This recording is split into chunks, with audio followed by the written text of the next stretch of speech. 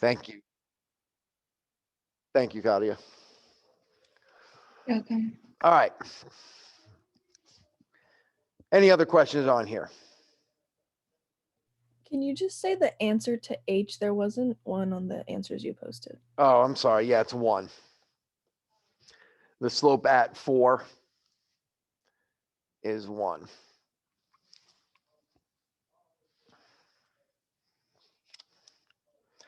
All right. Any other questions?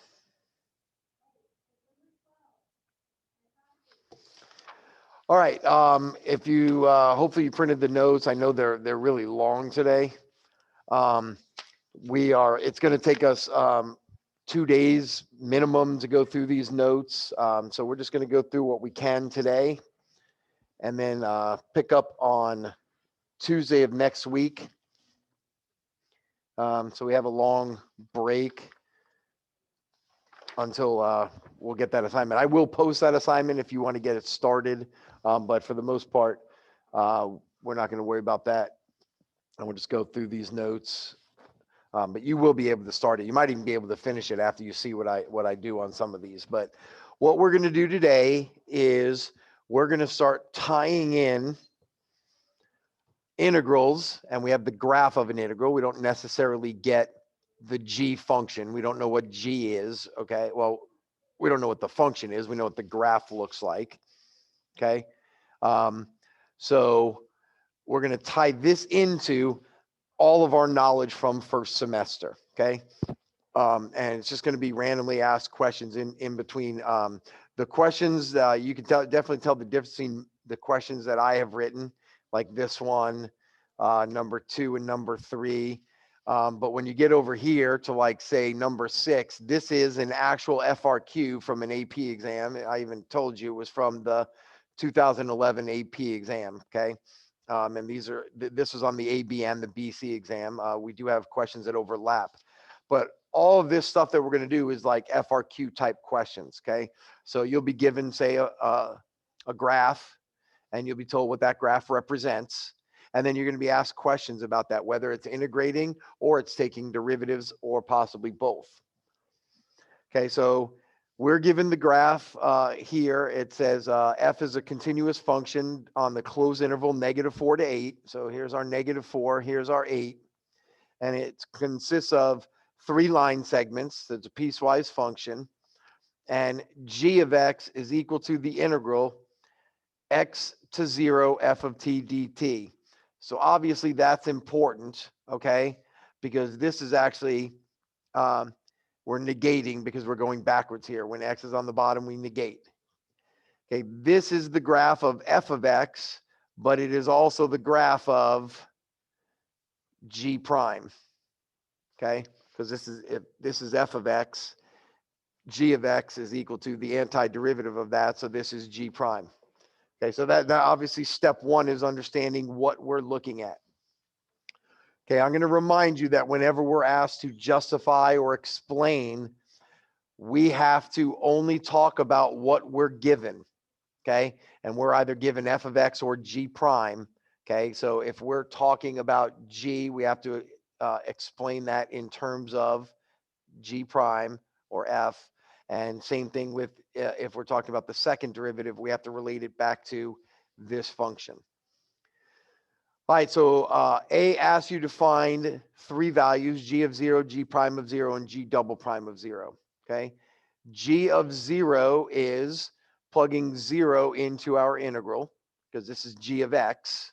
So we're going to plug 0 into x, and it's the integral 0 to 0 f of t dt. And at this point, we know that when these numbers are the same, our area is 0. Okay, we found an area here.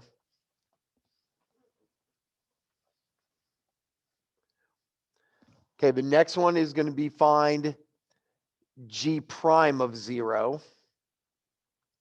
And this is the graph of g prime, but remember, we're going backwards. So g prime of 0 is equal to negative f of 0, okay, or the opposite of f of 0, because we're going backwards on this.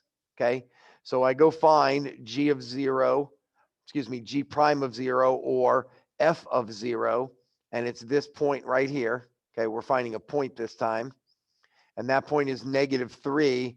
So it's -3 or +3.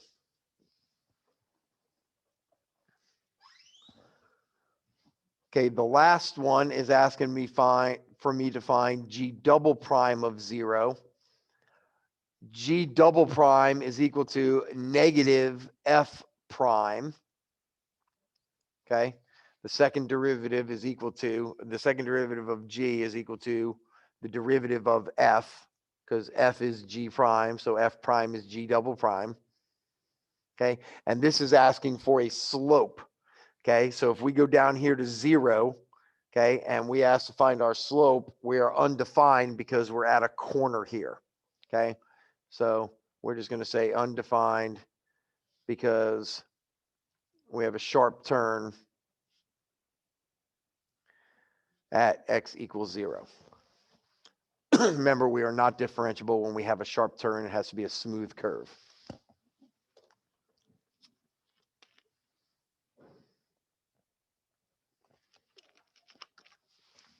All right. B, find the zeros of G. So we're trying to find when G is equal to 0. Okay. This is my G function up here, right? And I want to know when this right here is equal to 0. Okay, the first one should be easy. This function is equal to 0 when these two numbers are the same, right? And we just did that up here. G of 0 was 0, so that is obviously one of our answers. So when x is 0, then the function G will be 0. The second one, or the next couple ones, there is only one other one in this particular example, okay, is the harder one, okay? I want to know when this is 0, and that means when my area is 0, okay? When I'm integrating, I'm finding the area under the curve, and I want to know when the area under the curve is 0. Okay, so what you're trying to look for here is somewhere on the graph, some interval on the graph where one of my areas is positive and one of my areas is negative, and they're equal to each other. Okay, I'm just going to tell you the first one so we can do this together and makes it a little easier. But if I'm at -4, the area of this triangle, remember I'm going from -4 to, if I say -4, I'm going from -4 to 0. So that is from here to here.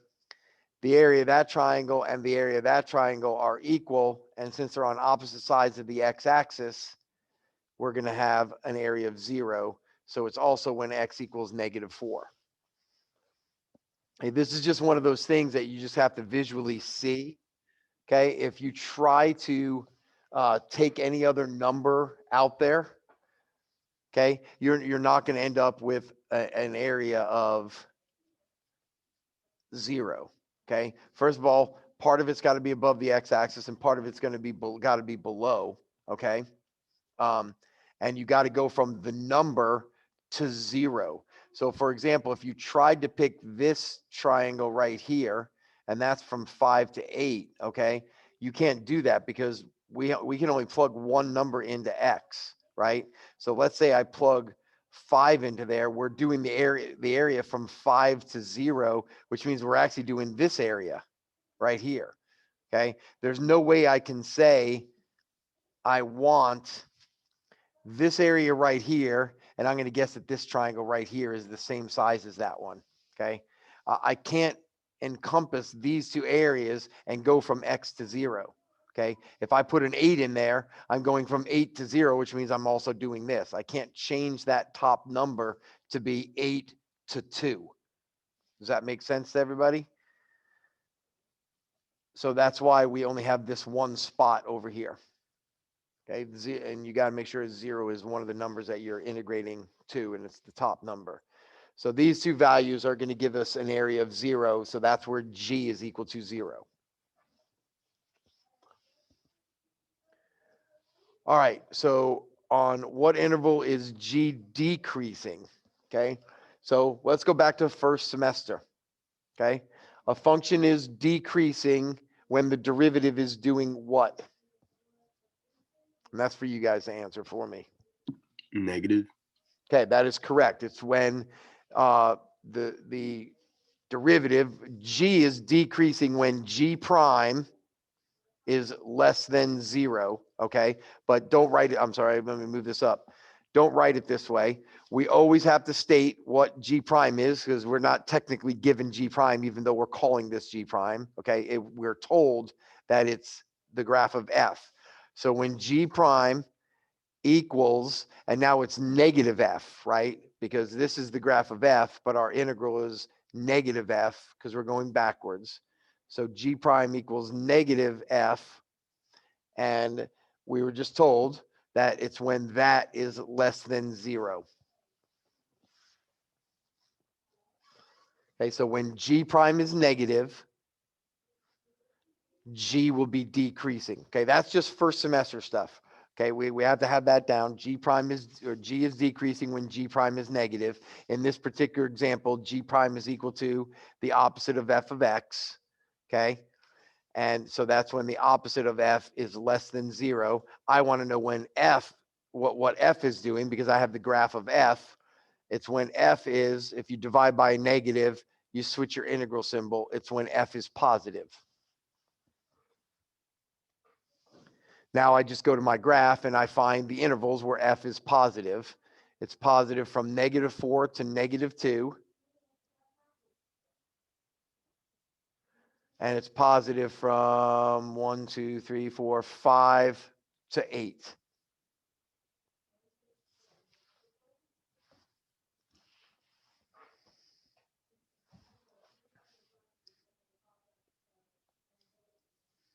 All right, questions on that?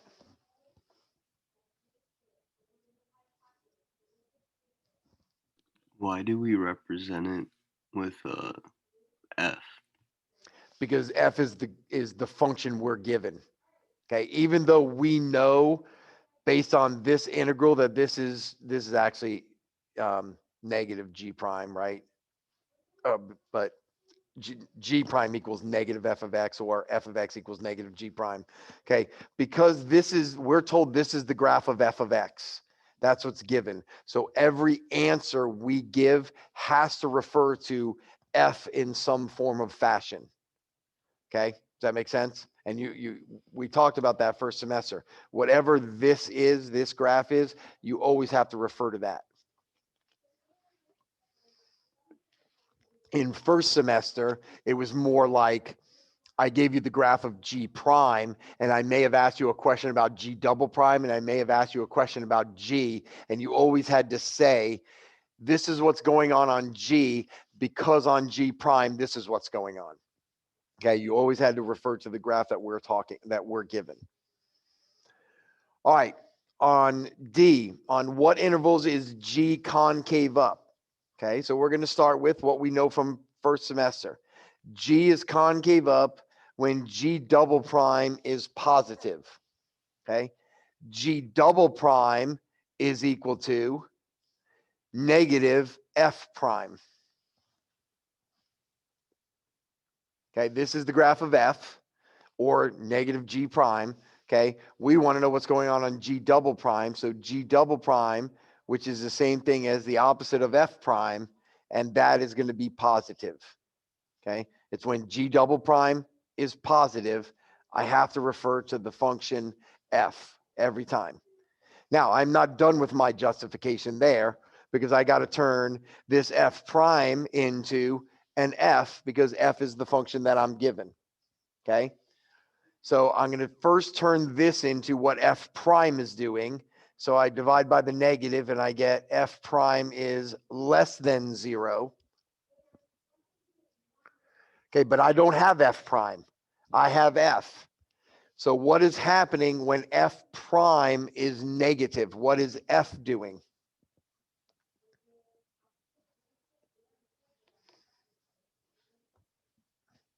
First semester stuff. When F prime is negative, F is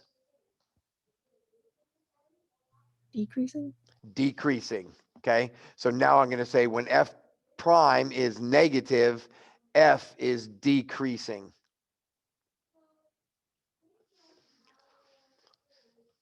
Okay, so my question is, when is G concave up?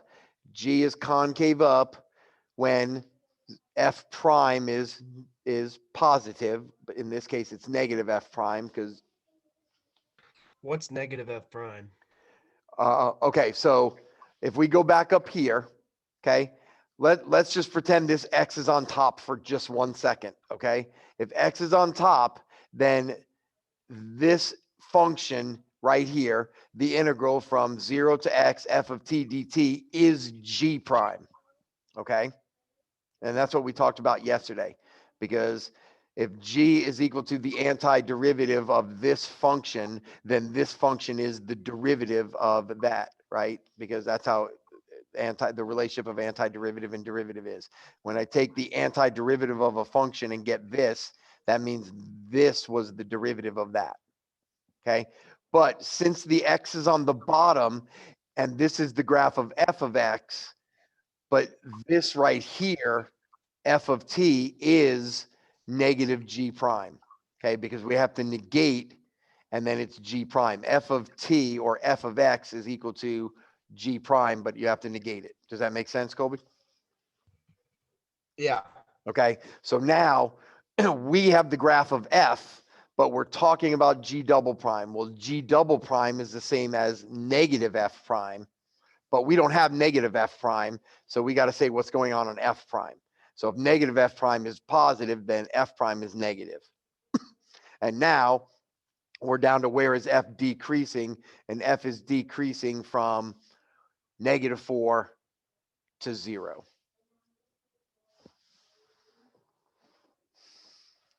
Once we practice a few of these and you start doing some on your own, it will come to you if you understand the relationships of the graph. The next one is going to be a little easier because it's not going to be a negative. Okay, then I should have started with the other one. All right, let's go on to number 2. Okay, same basic thing going on here. We're given a graph. Okay, f is a continuous function on the closed interval 0 to 12. Okay, we have 4 line segments here. G is the function, g of x is the integral from 3 to x f of t dt, which means f of x is equal to g prime of x. And this is the graph of f of x, so it is also the graph of g prime.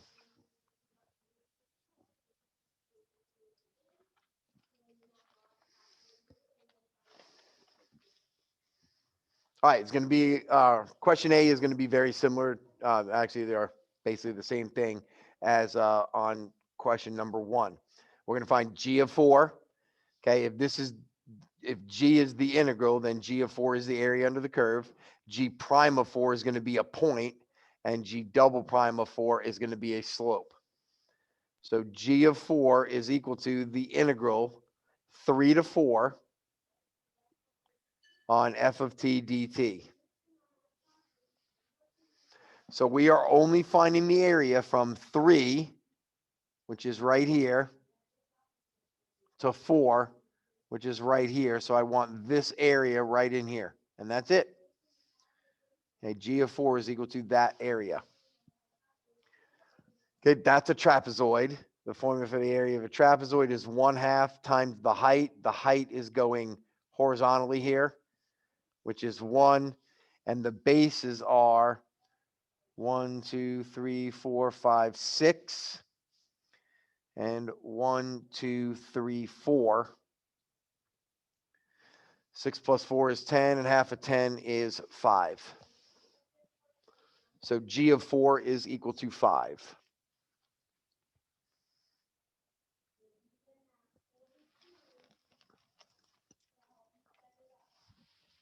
Mr. Masson, Yes. why is this graph not equal to negative g prime like the last one? Because our x is on top here, where in the last one, x was on the bottom. Whenever x is on the bottom, we negate because we're integrating backwards. Okay. Okay. So when we have normal numbers, okay, we always go from left to right. Okay. So going from left to right, we should go from 3 to a bigger number. Okay. But if the numbers are switched, and we learned back in assignment number 11, right? Remember when we did, I had you do 4 of them where you found the antiderivative using the fundamental theorem of calculus part 1, and then we found the derivative of that, and we learned that when x is on top, it's positive, and when x is on the bottom, it's negative. All right, average rate of change. Okay, who remembers the formula for average rate of change? And we're doing from on G from 0 to 4. Okay, and that formula is in your foldable.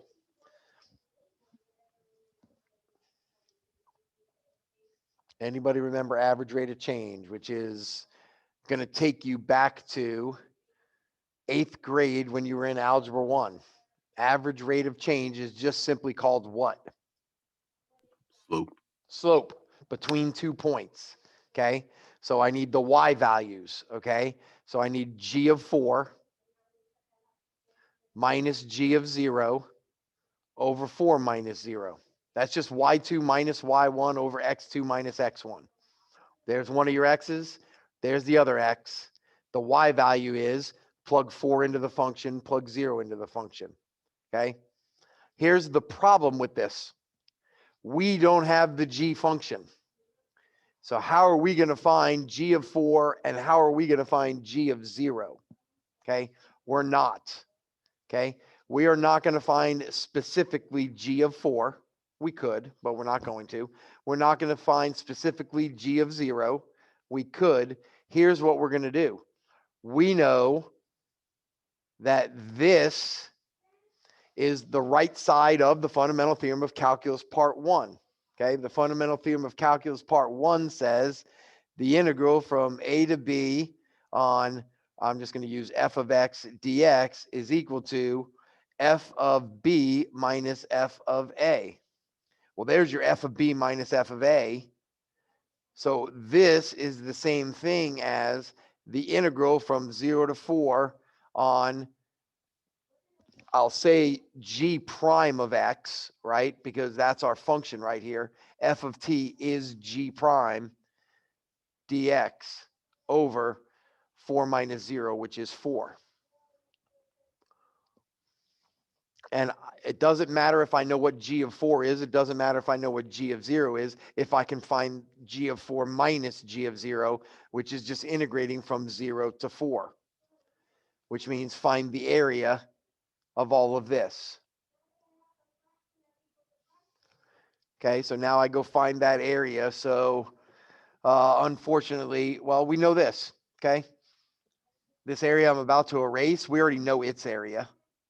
Okay, we found that right here. I never finished these other two, did I? I just jumped right to B. I apologize for that. We'll go back there in a minute. We found this area right here that I just erased. The area of that trapezoid was 5, okay? And now we got to find the area of this triangle. Okay, the area of this triangle is 1/2. The base is 1, 2, 3, and the height is 6.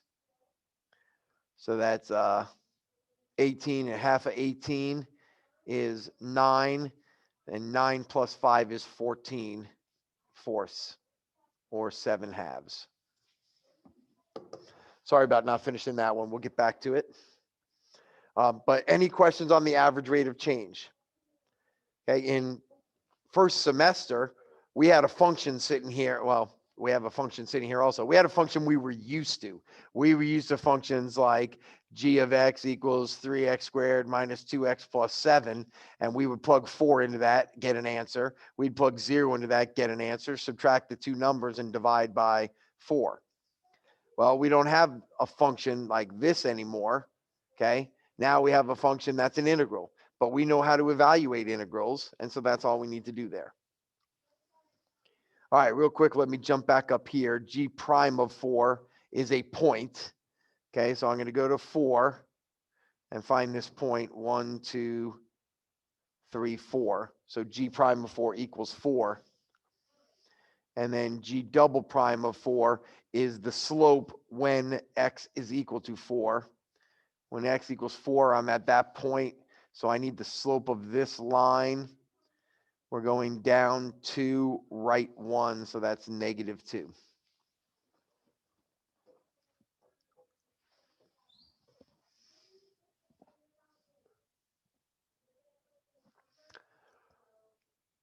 All right, questions so far?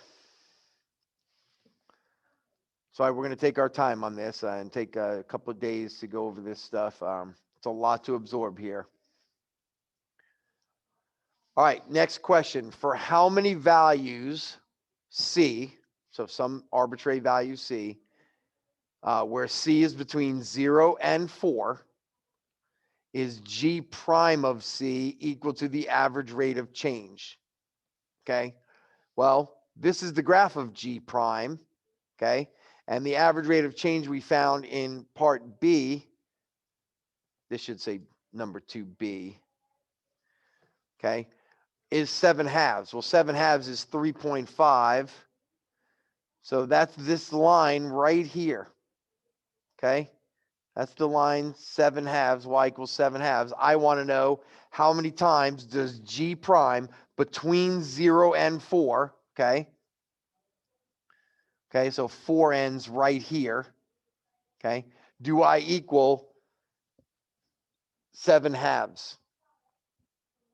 Okay, and it actually equals it one time, right? Am I at the right number? 7/2. I think I'm not at right. Yeah, that's right. Right, 7/2 is 3.5. 1, 2, 3.5. And we intersect one time, right? We intersect right here. We do not intersect this second one until past 4. So it's just one time. So we need to justify this answer, okay? So I'm going to say one time. That's answering the question. And then I'm going to say the line y equals 7/2. Mr. Masson, Yeah, sorry. Got you.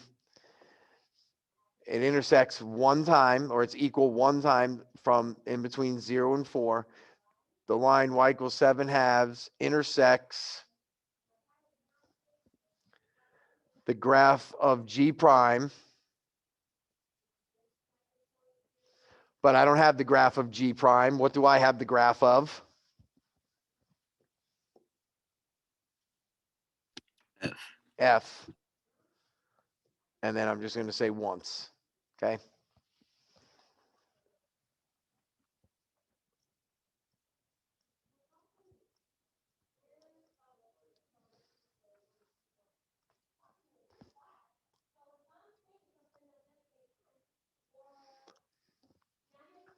All right, next one. Okay, we're just gonna talk about first semester here for a minute. Okay. Find the x coordinate of each point of inflection of the graph of G on the interval 0 to 12. So forget about what we're doing right now. Where do I have a point of inflection? First semester question. Who can tell me?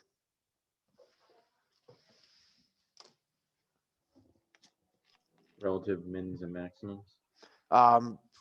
Let's just talk about,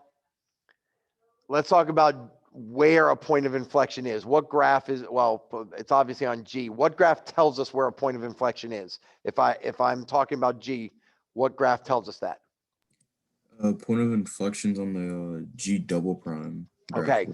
All right. So what's going on G double prime? Because I don't know who answered the first time. You were telling me what was going on G, on F, but okay, or on G prime. Okay. So on G double prime, where is the point of inflection? When G double prime equals what? Is it 0? It is 0. Okay, or undefined. We always forget that guy, or undefined. Okay, this is just going back to we did that half sheet that one day, and we talked about all the relationships of G prime, and G double prime. Okay, we have a point of inflection where G double prime equals 0 or is undefined, and there's one thing that else is going on there. Okay, and what is that? Something has to happen at G double prime equals 0. The Doesn't signs that change? change. Yep, that is correct. We have to have changing of signs. Okay, now this is explaining just this right here, but it's not explaining it to the problem we're doing. Okay, I generically just said G has a point of inflection when G double prime equals 0 or is undefined and changes signs. Now we have to explain it into this problem. Okay, G double prime is equal to F prime, correct? G double prime equals F prime because G prime equals F. Okay, so I need to answer in terms of F. So G prime is equal to F. So now the question is, when G double prime equals 0 or is undefined and changes signs, what's going on G prime? And someone just talked about it. They said where we have I can't remember who answered that, but said where we have relative mins or maxes. Now, when they answered that, where we have relative mins or maxes, we never said on what graph. Okay. And if you guys looked at your test, and we talked about this when we went over the test on Monday, we cannot just generically say the function or the graph, right? We have to specifically talk about which one, because on any given problem, we're talking about 3 different graphs, G, G prime, and G double prime. Okay, so G prime is equal to F changes from increase to decrease or vice versa. And another way to say, sorry about not being able to see that, another way to say G prime equals F changes from increasing to decreasing or vice versa is saying F has relative mins or maxes. So you do not have to say changes from increasing to decreasing or vice versa. You can say G prime equals F has relative mins or maxes. Okay, you can say either one. You do not need to say both, and please don't say both. Okay, so now this really doesn't really need to be on your paper. Okay, we don't have G double prime. So we're not really talking about G double prime, but we are, because we have to relate it to the function G. Okay, this is just to help guide us to get us started. Okay, I highly recommend you always write that. Okay, but a point of inflection on G is when G double prime is 0 and changes signs. Okay, we have F, so I need to relate F. Well, F is G prime. Now we're getting somewhere. So when G prime equals F, changes from increasing to decreasing or vice versa.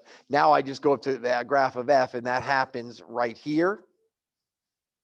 And it happens right here. Okay, so that's at X equals 3, and that's at X equals 8.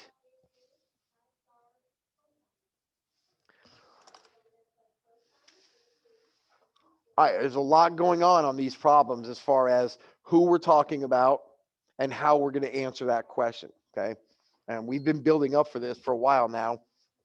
First semester is where we did a lot of these justifications.